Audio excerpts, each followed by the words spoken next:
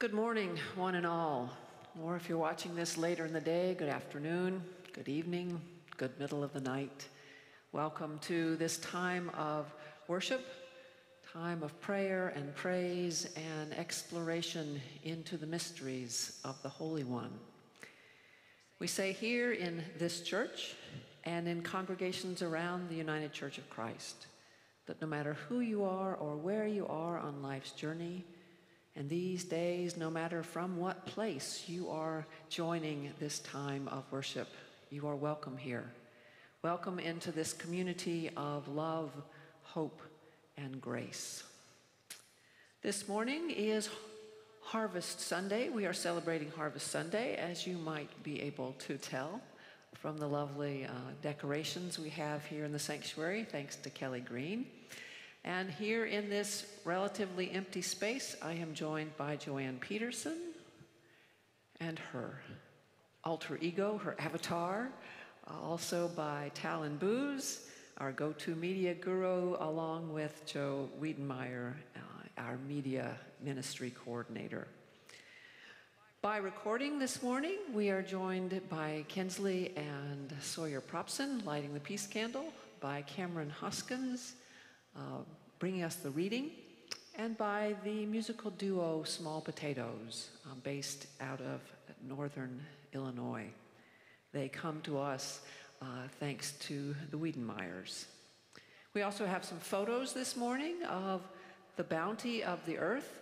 And those come from Joe, again, thanks to Mary's Garden, also Liz Caprellian and Jen Stelflug. A few announcements, so do settle in for a little bit of chit-chat.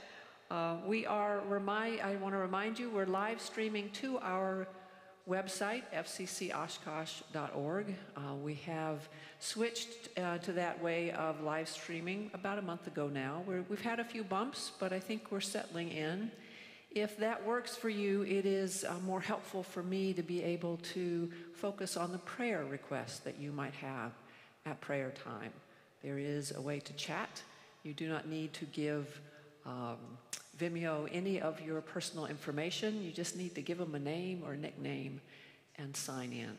And I do hope you can share your prayer requests. Let's see. Because it's Harvest Sunday, we will not have a virtual coffee hour at 11, but instead everyone is invited to join in a virtual potluck beginning at 11:30.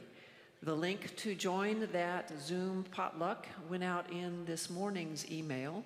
If you're not on our email list, and so you're not getting the links to our virtual gatherings, please do send an email asking to be put on the list to office@fccoshkosh.org. That's office@fccoshkosh.org. And if you're not on the email list and want to join our virtual potluck today, email right now Liz@fccoshkosh.org, and she will send you the link. We are trying to make sure we include all those who want to be included. I may not be able to have the joy and privilege of joining the potluck. Instead, I am inviting anyone interested into a conversation at 11 this morning about becoming new members. We'll talk a little bit about the congregation, its history, who we are, and what it is to become a member of this beloved community.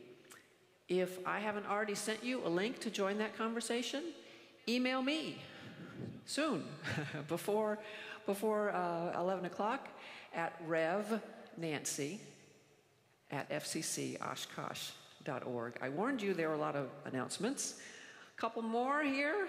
Reminders, we have these days and Upper Room, both of them daily devotionals. In this time of physical separation and natural disaster, national turmoil, it is all the more helpful and all the more important to ground ourselves in prayer each and every day.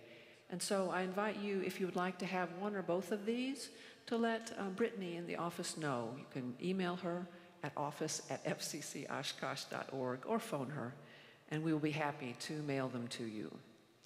Next Sunday is Confirmation Sunday, and we were able to record much of that yesterday outside at South Park, and I hope you can tune in next week as we welcome Claire Viard, Mia Salbego, Ethan Rutz, Emma Gabrielson, and Jack Ullman into the full life and faith of this congregation. That's it for announcements. So I invite you to join me in taking a deep breath. And as you exhale and inhale again, breathe in the peace of God. Let it flow into you and through you out into a world in great need of the peace that God brings, and in great need of the particular unique spirit that you bring as well. It is our custom here to begin our time of worship with the ringing of the singing bowl. And so let us begin our worship service.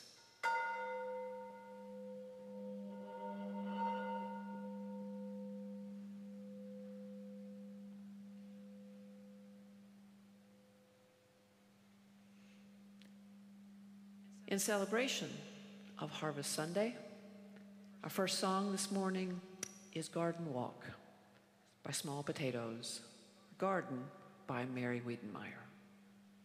Oh, there is peace in every garden. There's a universe in every flower. There is holiness in every footstep, every moment, every hour. Oh, let us walk the double pathway and elect a single bloom. To bring your face so close that you can smell its sweet perfume. Then look, oh really look inside. You will understand just how infinity can fit within your hand. Within your hand. Oh, there is peace in every garden.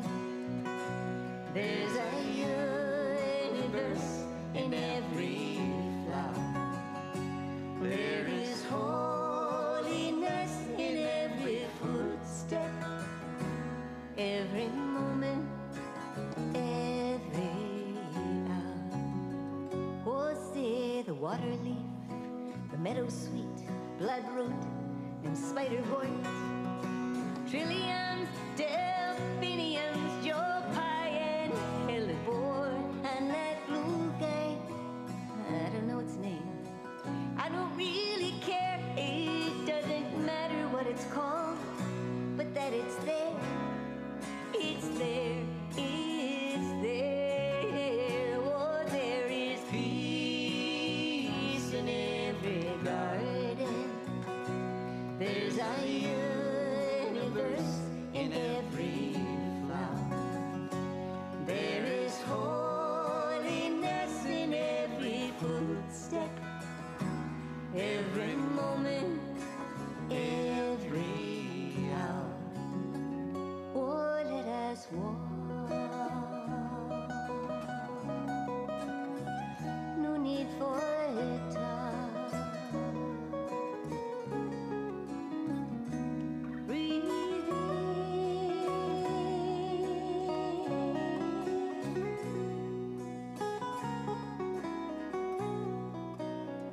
breathe out again. Call it the work of Mother Nature, adaptation over time, or an act of God. My God, it's all a miracle sublime. And though we can't know how it got there, I think we can agree it's not important that you know, but that you see, you see, you see. Oh, there is peace in every garden. There's a universe in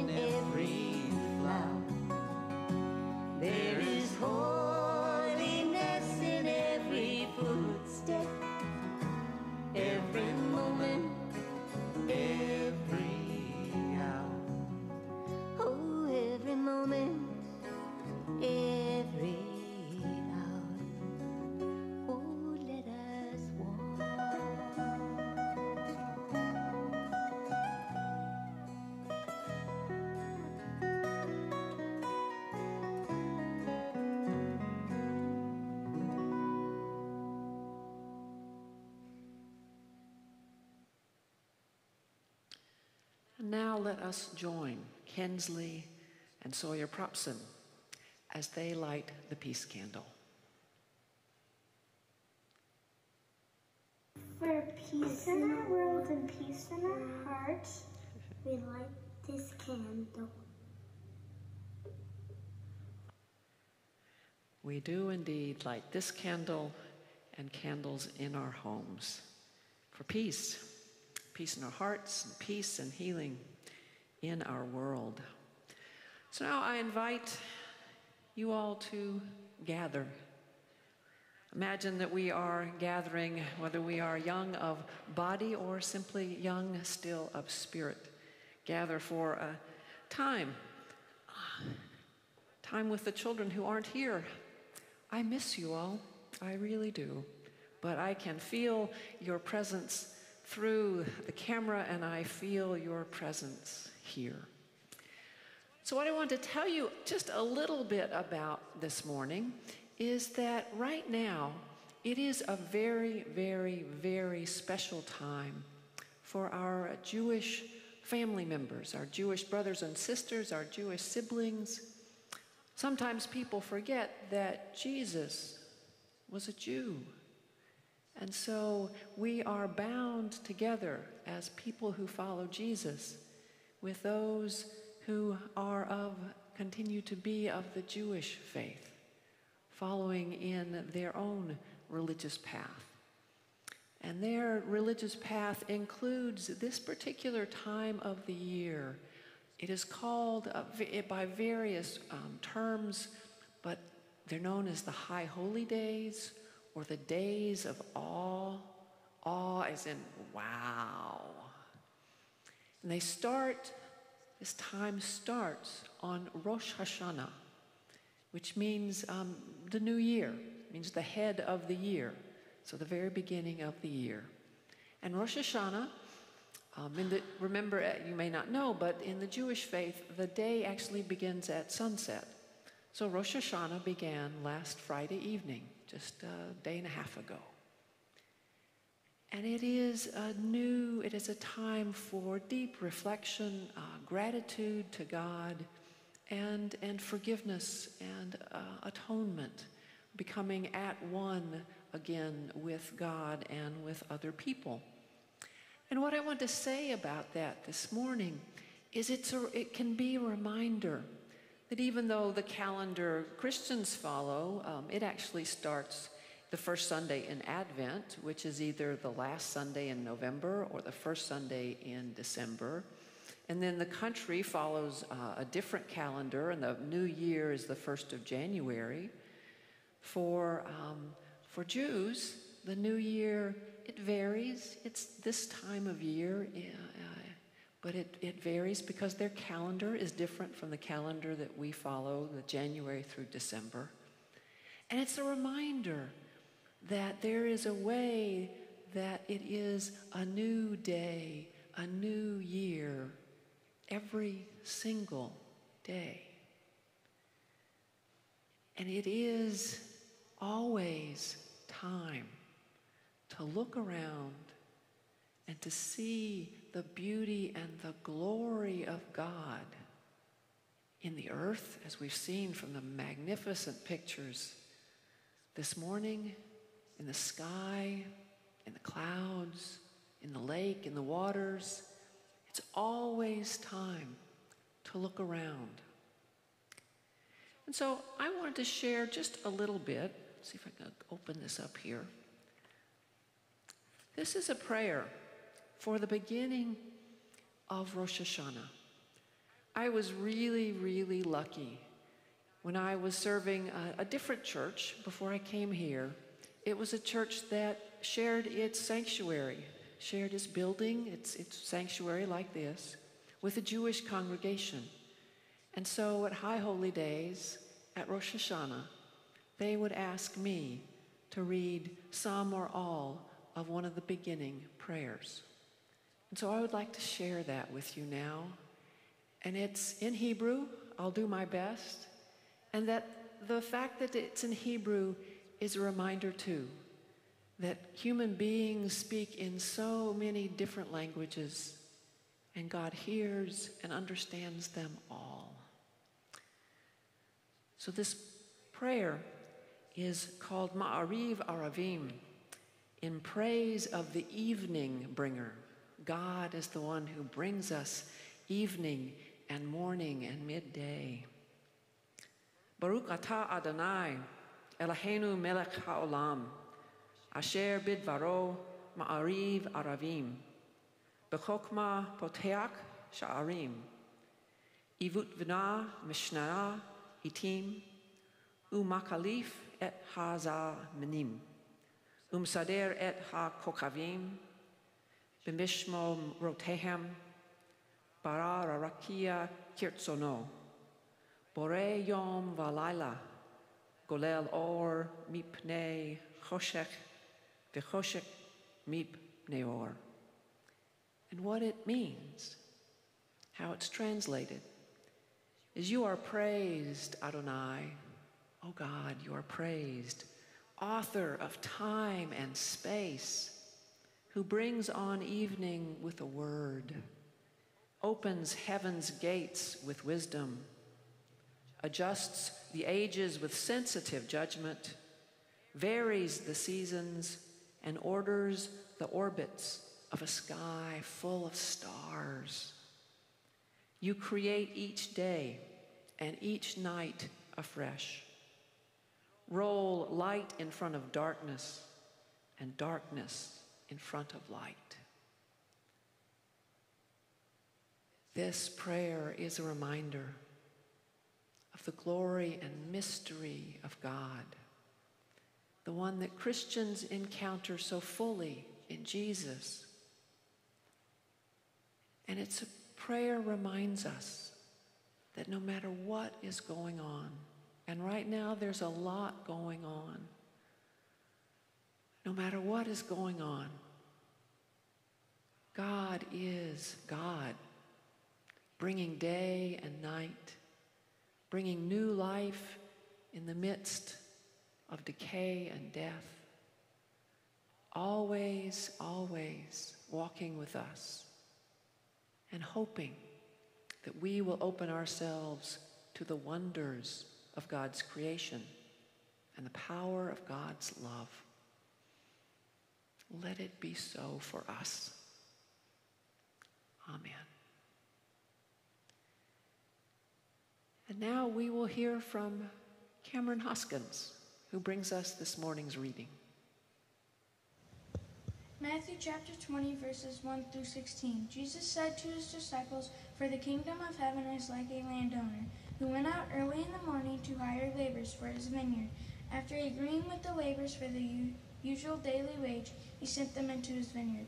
He went out about 9 o'clock. He saw others standing idle in the marketplace and said to them, 'You also go into the vineyard, and I will pay you whatever is right.' So they went. When he went out again about noon and 3 o'clock, he did the same. And about 5 o'clock he went and found others standing around and said to them, 'Why are you standing here idle all day?' They said to him, 'Because no one has hired us.' He said to them, 'You also go into the vineyard.' When evening came, the owner of the vineyard said to his manager, 'Call the laborers and give them their pay, beginning with the last and then going to the first.' When those hired about 5 o'clock came, each of them received the usual daily wage. Now, when the first came, they thought they would receive more, but each of them received the usual daily wage. And when they received it, they grumbled against the landowner, saying, 'These last worked only 1 hour, and you have made them equal to us, who have borne the burden of the day and the scorching heat.' But he replied to one of them, 'Friend, I am doing you no wrong. Did you not agree with me for the usual daily wage?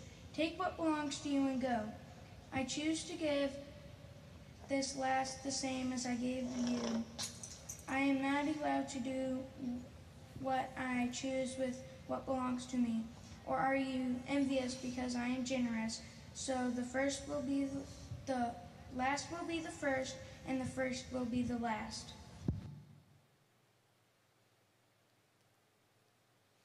Thank you, Cameron. Jesus said to his disciples, "For the kingdom of heaven is like, ... The kingdom of heaven is like yeast. The kingdom of heaven is like a mustard seed. The kingdom of heaven is like a landowner who went out early in the morning to hire laborers for his vineyard." In the Animate Faith series that we have done a few times here at FCC, one of the presenters, Shane Hips, who is a former megachurch pastor, talks about the kingdom of heaven. And he talks about the kingdom of heaven as something we are meant to taste now. It is not solely something that awaits us after death in the Christian imagination. Instead, he said this thing that has stuck with me so powerfully. He said, if we are not able to experience the kingdom of heaven here and now, if we are not able to see the glimpses, get the hints, taste it even just a bit, if we're not able to experience the kingdom, recognize the kingdom of heaven in this life, why in the world do we think we will recognize it when we die? And so I come to this morning's parable. Jesus said, the kingdom of heaven is like a landowner going out into the marketplace to hire laborers for his vineyard. I hear this as Jesus' parable inviting us not only to imagine, but to begin to enact the kingdom of heaven here and now. This is a parable I've preached on a few times, and it's not been unusual that folks come to me afterwards and say, really not liking this parable. Church folks are often people who have worked hard all their lives, but have worked hard at being good and generous and faithful. And it is hard, has been hard for some of them to hear this parable in which the landowner goes out several times in the day, at the beginning, at 9 o'clock, at noon, at 3, and at 5, and brings in workers, some of whom worked all day and some of whom may have worked a few minutes, an hour or two, and pays them all the same. And that's a hard parable.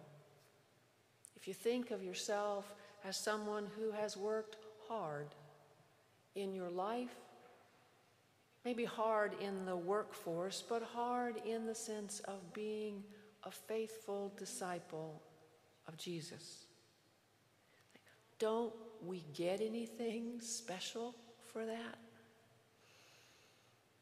And Jesus, being Jesus, tells a parable that is meant to shake us up. It's meant to shake us up whether we think of ourselves as folks who've been working all along, or we think of ourselves who have just recently turned to the light, turned toward love, turned toward God as a guiding force in our lives. Maybe when we're 50 or 60 or 70 or 80 years old. This parable is meant to shake us all up.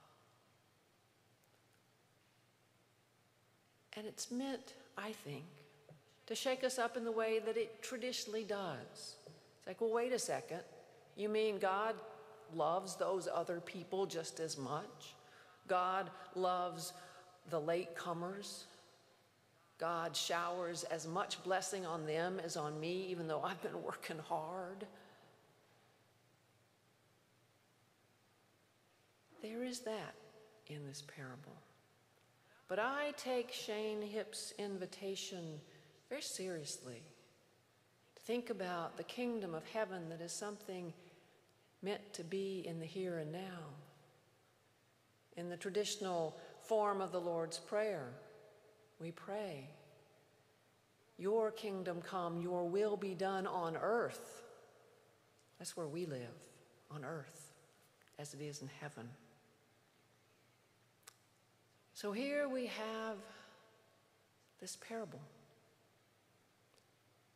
And it's a parable with many different angles. But the one that sticks out for me this time is the complaint from those folks who've been working, been trying to be faithful all their lives. In the parable, they've been working all day in the hot sun. What's their complaint? These last worked only 1 hour, and you have made them equal to us. How dare you, O landowner? Maybe that's what God invites us to do. No matter who we are or where we are on life's journey, we are welcome here. No matter who we are or where we are on life's journey, we are equals in God's eyes. No matter whether we think our worth is something we have banked up over decades of service, of kindness, of good stuff, or whether we have been lost in addiction, or alcoholism, or shame for decades. We are all equal, equally loved. And what if we tried to live that? What if, as the landowner in the parable does, with especially the folks the landowner hires midday, the landowner doesn't ask, why are you here? The landowner just goes and says, you come work, and I'll pay you what is right. Maybe we are meant to take one another as we find one another. Maybe we're meant to take ourselves as we find ourselves and see that beauty and blessedness equally at our core. Please understand, I'm not suggesting that how we live our lives doesn't matter. But I am suggesting that maybe, just maybe, in this parable, Jesus invites us to join him in creating a very different world from the one we know. A world in which we think some people deserve better treatment than others. A world in which our institutions treat people differently based on their skin color, their educational level, their sexuality, how they are in the world. Maybe we are meant to join Jesus in this radical, because the man was radical. That's why he had to die, said the powers that be. Maybe, just maybe, he's inviting us to join him in this radical revisioning of inherent worth of every single human being and every single part of creation, so that we do not use people to get ahead. We do not see folks who are idle in the marketplace, as the parable suggests, and think that means they are worth less. Maybe Jesus invites us to join him in bringing the kingdom, the commonwealth of God into our very midst. There are some who will say, that's not fair. These other people, they haven't worked as hard. They weren't in this country as long as our ancestors were. Or there's just something that's just not quite right. They don't value the things I value. Instead, maybe Jesus invites us, you and me, to live in a different way. To be in awe, to join our Jewish family members in these days of awe, these high holy days. Be in awe at the creations of God, our neighbors, the people we know, the people we don't know, the people that are so hard for me, the folks who don't use their turn signals. All people, all of creation. Not the lesser and the greater, not the ones we agree with versus the ones we don't. All.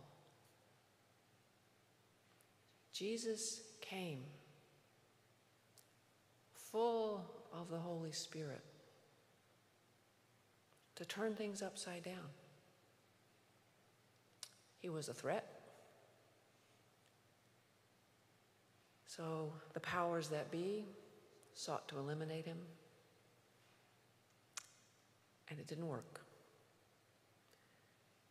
The living Christ, filled with the Holy Spirit, is in our midst, longing for us to dare to join in the transformation,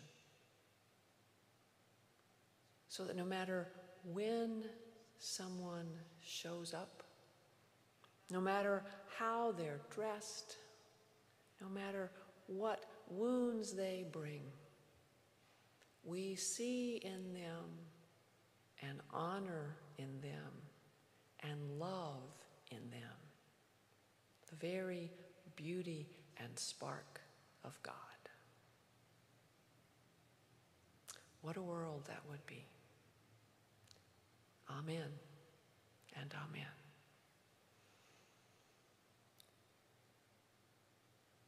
The duo Small Potatoes brings that vision to us through their song, 1,000 candles, 1,000 cranes. A world in which healing happens despite great wounds.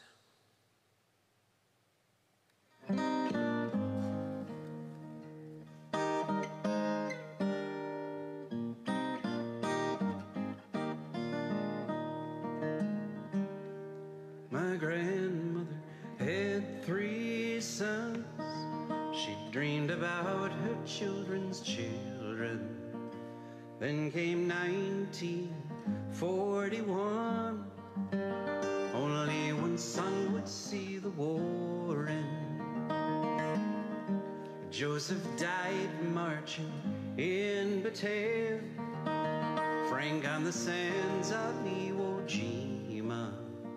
The day the bomb destroyed Japan, she thanked God and Harry Truman. She blamed the godless Japanese for having crushed her sweetest dreams. 1,000 candles for my sons. Every day I will remember. In Illinois, far from her past, Miss Nakamura still remembers. She was 6 when she saw the flash that turned the world to smoke and ashes. A mother taught her daughter well, run from the fire to the river. And there she found a living hell, but not a mother or a father. Though she survived, we're just a scream. Her family vanished into space. 1,000 suns, 1,000 cranes. Every day I will remember.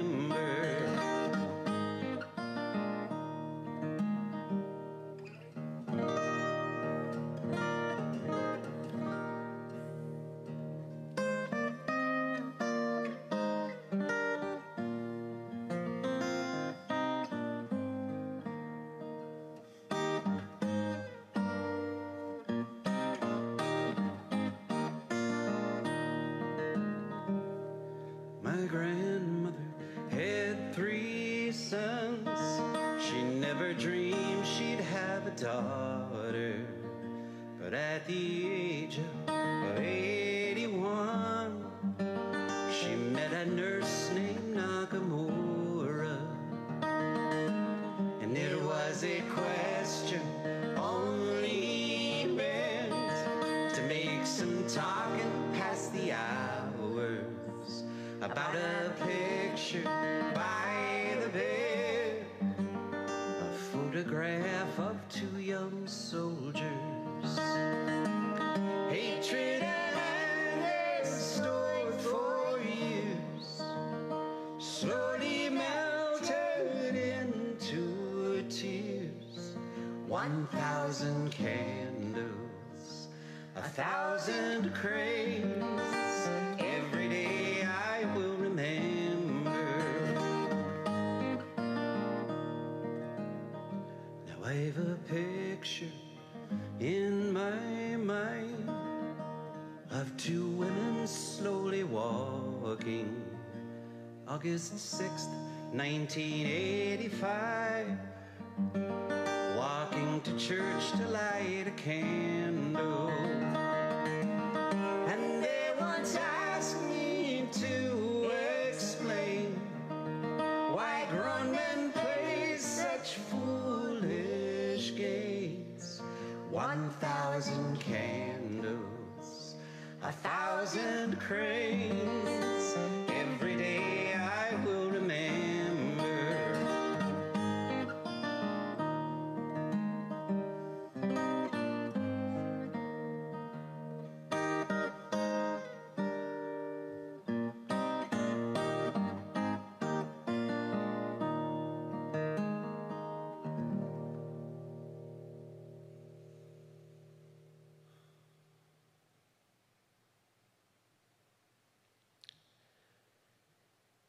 We give thanks for the gift of music.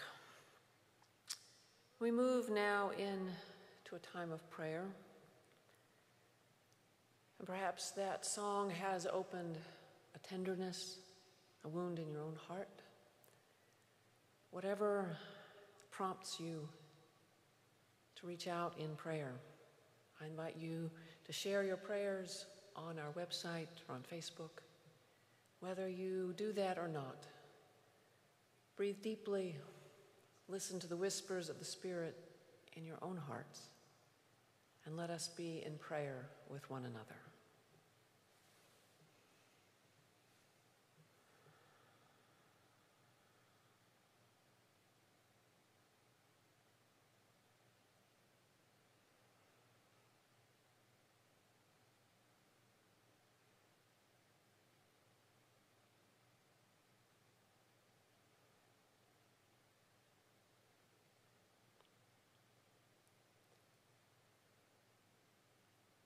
Holy mystery, source of light and love and life,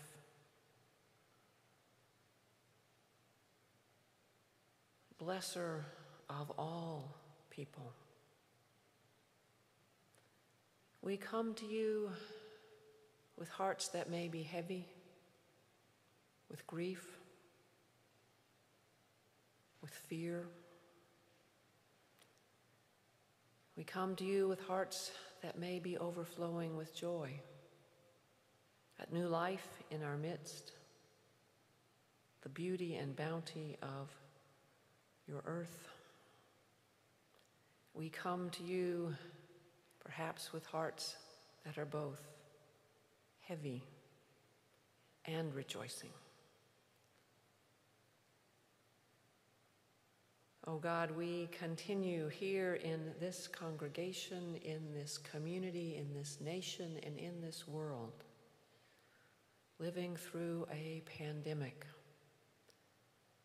that has barely touched some of us, and that is a seemingly unbearable burden for others. We pray especially this morning for those who are struggling. We pray too for those who are in the hospital, those who are preparing for surgery, recovering. We pray for Kara, for Neil, for Jackie. We pray for all those who are ill, and we give thanks for all the medical staff who care for them. We give thanks for the power of your grace at work in grand ways and in the tiniest of crevices. We do pray, O God, for this nation. We are a divided people. Help us see that the divisions are of our own making and not yours.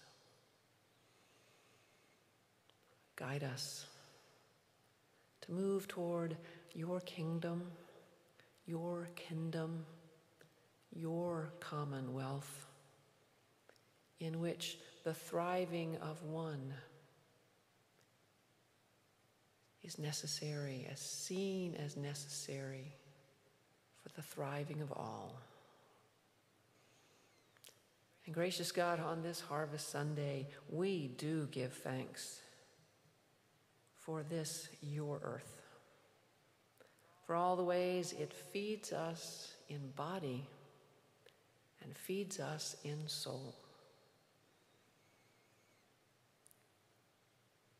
And we give thanks, O God, for the life and ministry and continued presence of your beloved Jesus, the one in whom and through whom we do catch glimpses of your vision for us all, a vision in which no one lives in fear, no one is hungry, no one is ever dishonored. Be with us, O God. Be with us as we seek to join you in creating your kingdom on earth. When we offer these prayers and the prayers that remain unspoken in our hearts, in Jesus' name,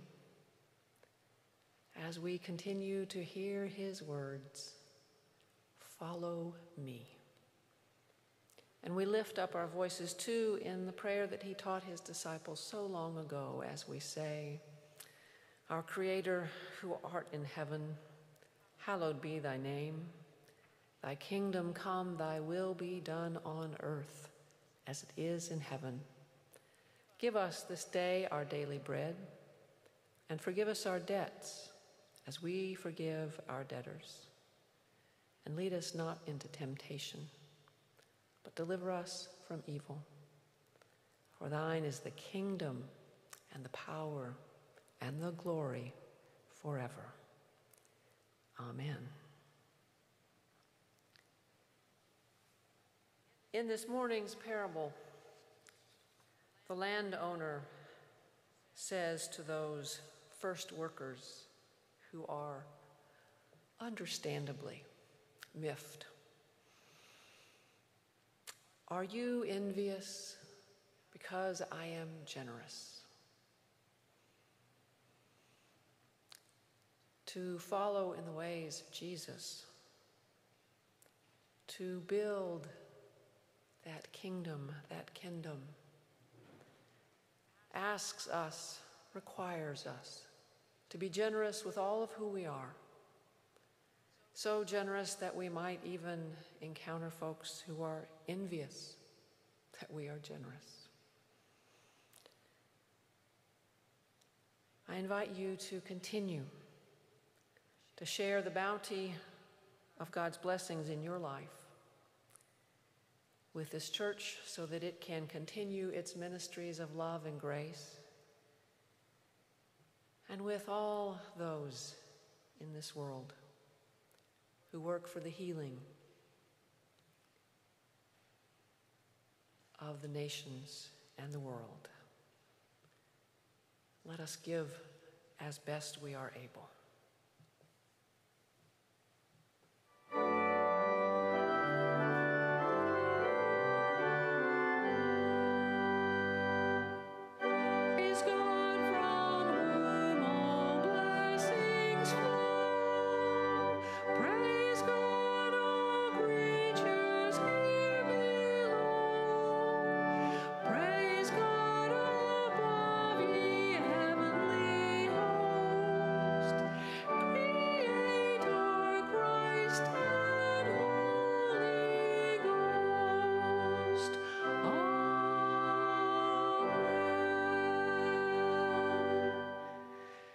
And now, beloved people of God, whether you feel like you have been in the field working all day, or whether you feel like you've just arrived, know that the blessing of God is upon you.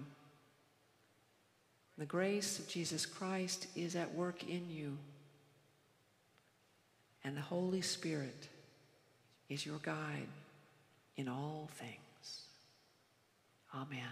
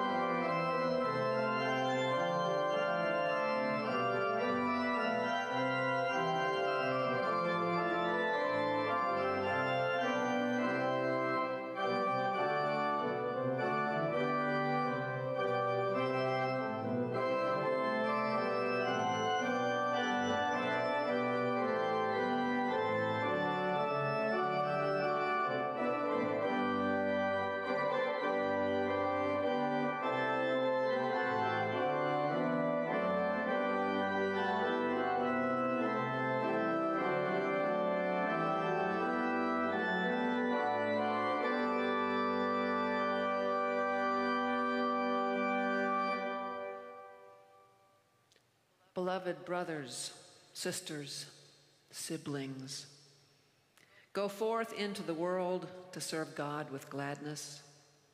Be of good courage. Hold fast to that which is good. Render to no one evil for evil. Strengthen the faint-hearted. Support the weak. Help the afflicted. Honor all people. Love and serve God, rejoicing in the power of the Holy Spirit. Amen.